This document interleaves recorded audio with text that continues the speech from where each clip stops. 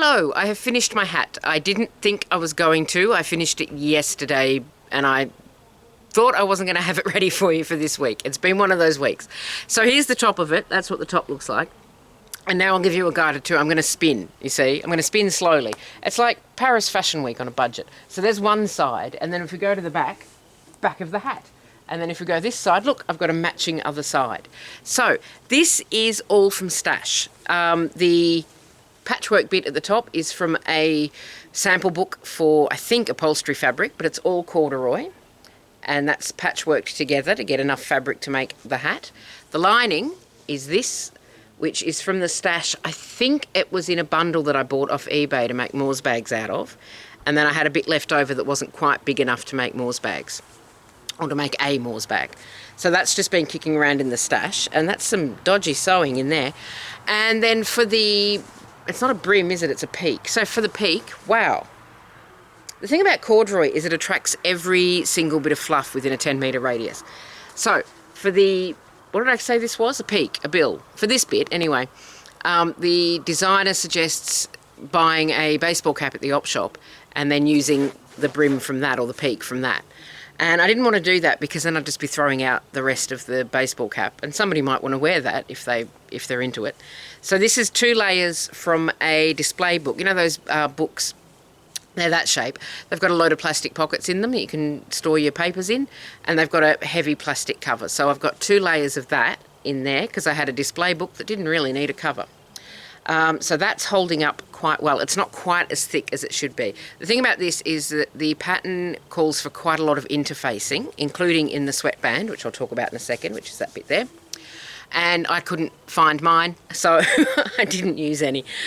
So the peak is probably a little bit floppier. It's a technical term.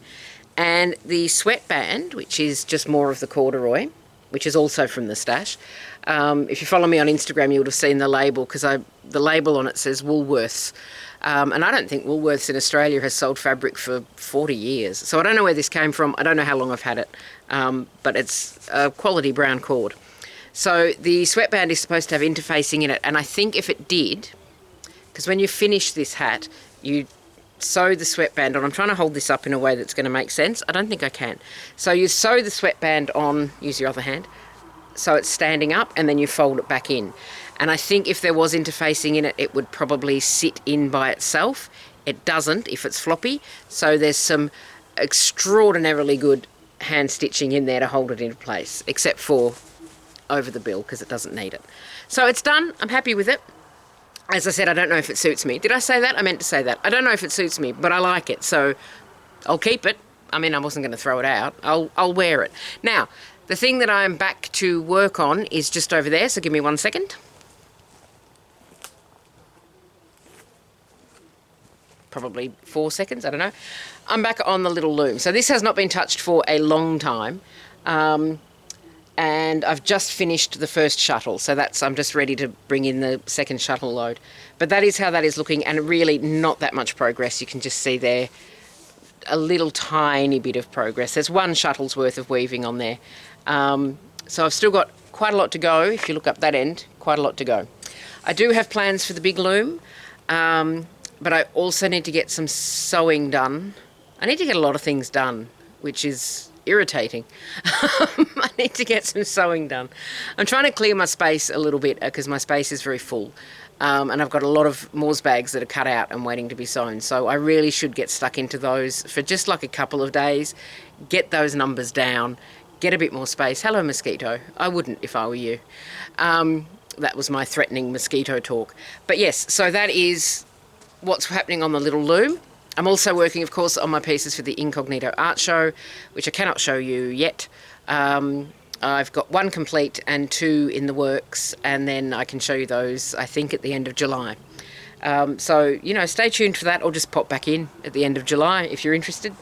So that is what I'm up to. More weaving, got some sewing to do, made a hat, really like my hat.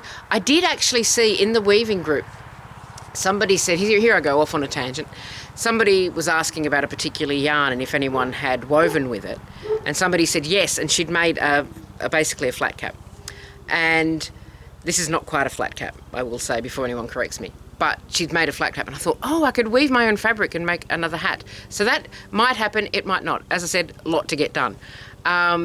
The pattern for this, by the way, is by Elsewhen Millinery. I don't think I said that. I'll put a link in the description. She does a lot of designs inspired by vintage hats.